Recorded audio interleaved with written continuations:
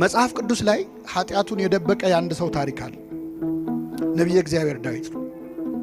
መቼስ ያው ስለተጻፈ ነው። ዳዊት ብዙ ጽድቅ የሰራ ነው፣ ግን ኃጢአቱም ተጽፏል። መጽሐፍ ቅዱስ ጥሩ ታሪኮች ብቻ አይደለም፣ መጥፎ ታሪኮችም ተጽፈዋል። ክፉ የሰሩትም ተጽፏል፣ ደግ የሰሩትም ተጽፏል። ለምንድን ነው? ተስፋ እንዳንቆርጥ ነዋ። እኛ ክፉዎቹ የወደቁት ሲነሱ አይተን እንድንነሳ። ዳዊት መጀመሪያ ኃጢአቱ ምንድነው? ስራ መፍታት ነው። ስራ ስንፈታ ብዙ ጊዜ ሰይጣን ስራ ይሰጠናል። የሰይጣን የሚሰጠን ስራ ደግሞ ኃጢአት ነው። እና ዳዊት ስራ ፈቶ በሰገነቱ ሲመላለስ ቤርሳቤ የተባለች ሴት ከወር ልማዷ ነጽታ ነበርና ገላዋን ስትታጠብ አየ። ተመለከተ ብቻ አይደለም፣ መርዞ አያት፣ በደንብ አያት። ስለዚህ ልቡ በዝንቡት ጦር ተነደፈ። ማናት ብሎ ጠየቀ። የኬጢያዊው የኦርዮ ሚስት ናት አሉት። በቃ እዚህ ጋር ነው ታሪኩ ማብቃት ያለበት። የሰው ሚስት ናት ሲባል ያቆም ነበር።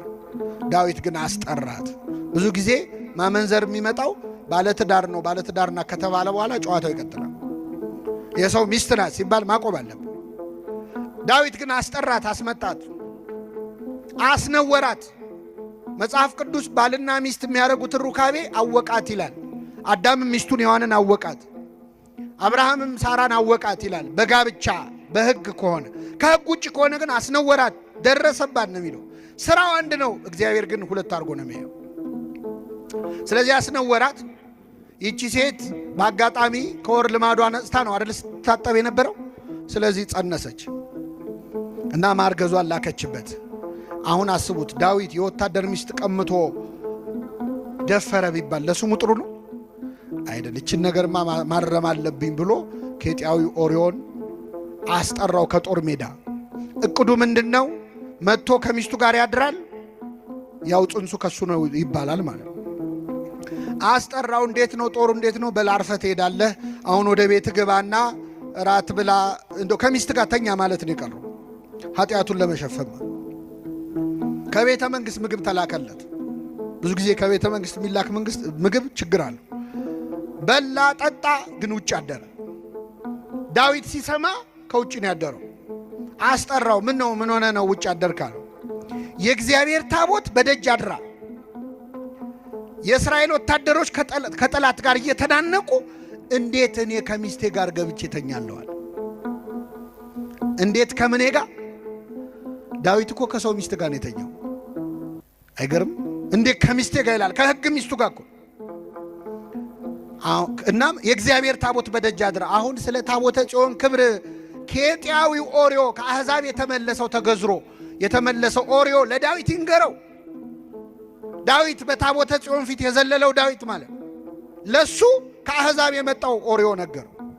አንዳንዴ መንፈሳዊ የምንባል ሰዎች፣ የቤተ ክርስቲያን የምንባልን ሰዎች አሕዛብ በልጠው ሊመክሩን ይችላሉ። ዮናስን አልሰማችሁም? ተነሳና አምላክን ጥራ አሉት እኮ እዛ መርከብ ውስጥ። አሕዛብ እኮ ናቸው። ጸሎት አስተማሩት ለዮናስ፣ ለነቢዩ ከእግዚአብሔር ቃል በቃል የሚነጋገረው ዮናስ ተነሳና ጸልይ ተባለ።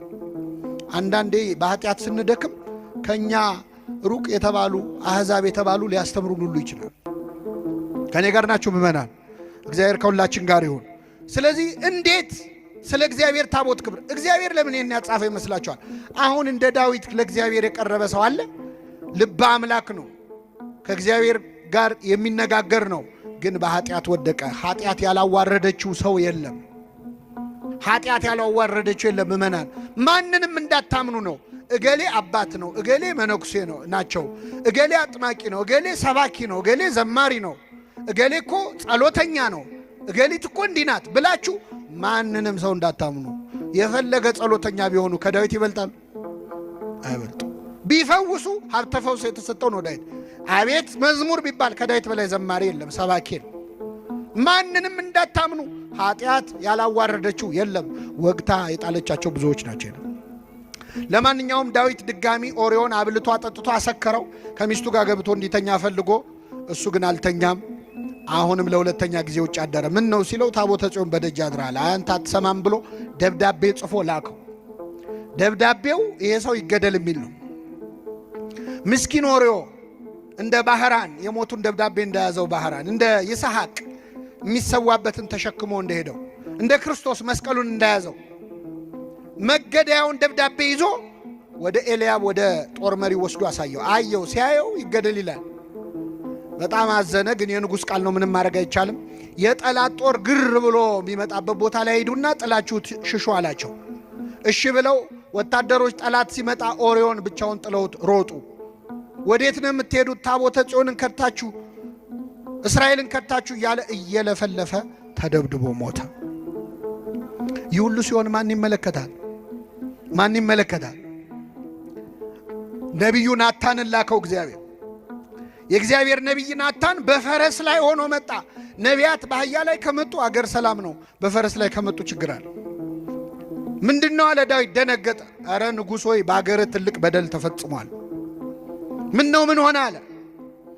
አይ አንድ ሰው አንድ በግ የነበረው ድሃ ሰው ነበረ እና ይህ ድሃ ሰው ከጎረቤቱ ደግሞ ብዙ በጎች ያሉት ባለጸጋ ሰዋል እና ይህ ሰው ወደ ሩቅ አገር መሄድ ሲፈልግ ይችን አንዲት በግ ለባለ ብዙ በጉ ሰውዬ አደራ ብሎ ሰጠው።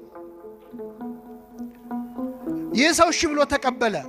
ከዛ እንግዳ መጣበት።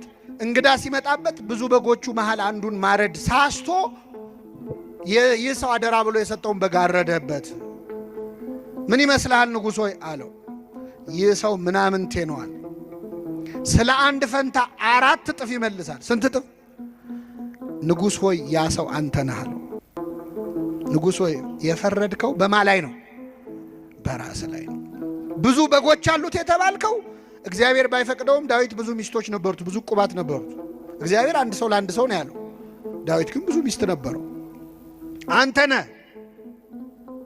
አንዲት በግ አለው የተባለው አንተን አምኖ ጦር ሜዳ ሄደው ኦርዮ ነው። እንግዳ መጣብህ የተባለው ጊዜያዊ ስሜት ነው፣ ፍትወት ነው። ይህንን ከበጎች ከሚስቶች ከአንዷ ጋር ማሳለፍ ስትችል የእሱን አንዲት በግ አምኖ የሰጠህን በግ አረድክበት። ስለዚህ የፈረድከው በማ ላይ ነው? በራስ ላይ ነው። ይገርማቸዋል። ዳዊት ስለ አንድ ፈንታ ስንት እጥፍ ይመልስ ነው ያለው? አይሰማም። 4 እጥፍ መለሰለት እግዚአብሔር። እሱ አንድ ኦርዮን ነው አለ የገደለው።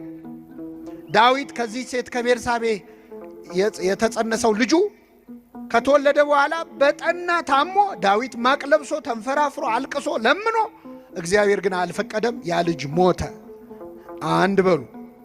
2 የዳዊት ወንድ ልጅ አምኖን የሚባል ሴት ልጁን ደፈረበት። ወንድም እህቱን ደፈረ። ይሄ በቁም መግደል ነው አይደለም? አዋረዳት። ዳዊት አዘነ። ስንት? 2 3 ይህ ደፋሪውን ልጅ ሌላው የዳዊት ልጅ አቤሴሎም እንዴት እህቴን ይደፍራል ብሎ ተነስቶ ይህን ደፋሪውን አምኖንን ገደለው። ስንት ሆነ? 4 አቤሴሎም ዳዊት ላይ አምጾ በጦር ሜዳ ሞተ። ስንት ሆነ? 4 አንዳንዴ እግዚአብሔር የማይሰማ መስሎን እንዲያርግብኝ እንዲጨምርብኝ ይላል። ይሰማል። እግዚአብሔር ይሰማል። አሁን ይህን ሁሉ ታሪክ ያነሳውን ለምንድን ነው? ዳዊት ሰው እስከ ማስገደል የደረሰው ኃጢአቱን ለመሰወር ነው። እና መጥቶ ገለጠበት። እግዚአብሔር ሲገልጥበት ምን አለ? አቤቱ እንደ ቸርነትህ መጠን ማረኝ። ዳዊት ጸሎት ያውቃል። አያችሁ፣ ሲያየው ኃጢአቱ አዋጠው። እንደ ኃጢአቴ መጠን አይደለም። እንደ ምን መጠን? እንደ ቸርነት መጠን ማረኝ። እንደ ይቅርታ ብዛት መተላለፌን ደምስሳል። በደሌ አዋጣኝም፣ አንተ ፊት አያቆመኝም። ልትምረኝ የሚገባኝ አይደለሁም። እንደ ምህረትህ ብዛት መተላለፌን ደምስስ። ከበደሌም ፈጽሞ ጠበኝ፣ ከኃጢአቴም አንጻኝ። እኔ መተላለፌን አውቃለሁና ይኸው አምኛለሁ።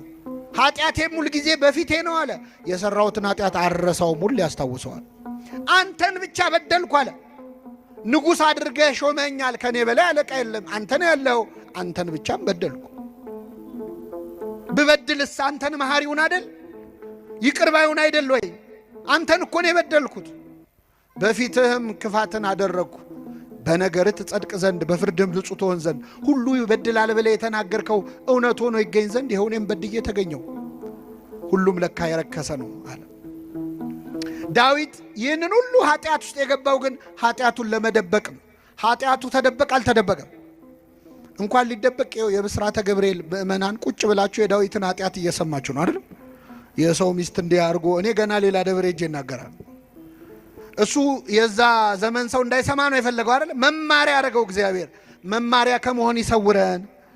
አይገርምም? የዘር ሐረጉ እንኳን ሲዘረዘር መሽለቀቀው አብርሃም ይስሐቅን ወለደ፣ ይስሐቅም ያዕቆብን ወለደ ብሎ እሴይም ዳዊትም ከኦሪዮ ሚስት ሰሎሞንን ወለደ ይላል። ከማን ሚስት እስቲ በሉ? ከኦሪዮ ሚስት ማንን ወለደ? ሰሎሞንን ወለደ። እዚህ ውስጥ ዳዊትንም የኦሪዮ ሚስትንም እግዚአብሔር እንዳዘነባቸው ያሳያል። ዳዊትን ከኦሪዮ ሚስት ብሎ በኃጢአት መውለዱን ገለጠበት። የኦሪዮ ሚስት ደግሞ ምንድነው ጥፋቷ ካላችሁ፣ ባሏን ከገደለ በኋላ እሷ ከዳዊት ጋር ሚስት ሆና ቀጥላለች አይደል? አልቀጠለችም? ከባሏ ገዳይ ጋር ኖራለች። ስለዚህ ይህ ደግሞ ጥፋቷ ስለሆነ ስሟ ወንጌል ላይ ይጻፍ ዘንድ አይገባትም። የማን ሚስት አላት? የኦሪዮ ሚስት። የኦሪዮ ሚስት አላት። ኃጢአትን ስትደብቀው እግዚአብሔር ይገልጥብሃል፣ ስትገልጠው ይሸፍንልሃል። እግዚአብሔር ኃጢአታችንን ይሸፍንልን። እንዲሸፍነው ግን መግለጥ አለብን። ንስሐ አባቶቻችሁ ጋር ቀርባችሁ ምን ይሉኝ ይሆን አባ፣ እንደው ይታዘቡኝ ይሆን ምናምን፣ እንደው ለሌላ ሰው ቢናገሩ። ሲጀመር ካህን አዲስ ኃጢአትም አንሰራም እኛ፣ ብዙ ክሬቲቭም አይደለን በነገራችን። የሁሉም ሰው ኃጢአት አንድ አይደለም። ሁለተኛ መተህ የምትናገረው ለካህኑ አይደለም። ለማን ነው? ለእግዚአብሔር። ምን ቸገረ? ተናገረው፣ ተበቀለው ሰይጣንን። አንተ ላይ የሰራውን ያቆሰለህን ቁስል ገልጣ አሳየው ለካህኑ። እንዲያርጎኛል ብለህ እግዚአብሔር ፊት አሳየው። ሕፃን ሆነን ትዝ ይላችኋል፣ ስንመታ ወላጆቻችን ጋር መተን የተመታንበትን ቦታ እዚህ ጋር ተመታው ብለን እንደምናሳየው ንስሐ ስትገቡ ሰይጣን የመታችሁን ለአባታችሁ ለእግዚአብሔር እያሳያችሁ። እዚህ ጋር ነው የቆሰልኩት፣ እዚህ ጋር ነው የታመምኩት። ሰይጣን ያፍራል። ስንት ዓመት አንተ ላይ የገነባውን የኃጢአት ግንብ ስትናዘዝ ይፈርስበታል። አንተም ሰላም ታገኛለህ። ናዘዘ አረጋጋ ነው። ኑዛዜ መረጋጋት ነው። ሰላም ታገኛለህ፣ እረፍት። ስለዚህ ኃጢአተኛ ሆነን ለምን ትዕቢተኛ እንሆናለን? ለምንድን ነው ገጽታችን የሚያሳስበን? ለምንድን ነው ጥሩ ሆኖ መታየት የሚያሳስብህ? እግዚአብሔር ፊት ብታጋልጠው ራስህን በመላእክቱ ፊት ከመዋረድ ትድናል። በፍጥረት ሁሉ ፊት ኃጢአት ከሚገለጥ በፈጣሪ ፊት ቢገለጥ ይሻላል። በሰው እጅ ከመውደቅ በማን እጅ መውደቅ ይሻል? እግዚአብሔር በሱ እጅ እንድንወድቅ ይፍቀድልን። አሁን አንዳንድ ሰው ንስሐ አባቱ ጋር ይመጣና ቅኔ የሚቀኝ ሰው አለን። ሲናዘዝ ራሱ ለቄሱ እንዳይገባ አድርጎ ማለት። አንዳንዱ ብልጥ ለመሆን ይሞክራል። አባ እኔ በቃ እንደው ባጭሩ ኃጢአት የተባለውን በሙሉ ምን ብያለሁ? ሰርቻለሁ። እንደዚህ ይቻላል? አይቻልም። ሐኪም ቤት ሄደ ዶክተር ባጭሩ በሽታ የተባለውን በሙሉ ታምሜያለሁ ትላል። ይሸቀሽቀኛል፣ ይወጋኛል ነው አይደል? በሽታውን የደበቀ ምን የለውም፣ ኃጢአቱን የደበቀም ስርየት የለውም። እግዚአብሔር ኃጢአታችንን ለመግለጥ ያብቃል። ስንገልጠው ይሸፍነዋል፣ ስንሸፍነው ግን ይገልጠዋል። ይህን ካልን ለመጨረሻ አባቶቻችን ካህናት ፊት ስንናዘዝ፣ ሌላው ካህኑ ኃጢአት ይሰራ የለ ወይ? እንዲያደርጉ የለ ወይ? ካህናት ራሳቸው እንዲየሰሩ አሁን ለአንተ ይቅርታ ያሰጣሉ ወይ ይላል ሰይጣን። አውቆ እኮ ነው፣ ያውቀዋል እኮ። ካህናት የሚሰጡት አገልግሎት ከኃጢአትና ከጽድቃቸው ጋር አይገናኝም። ቅዱስ ባስልዮስ ካህናትን በማህተም ይመስላቸዋል።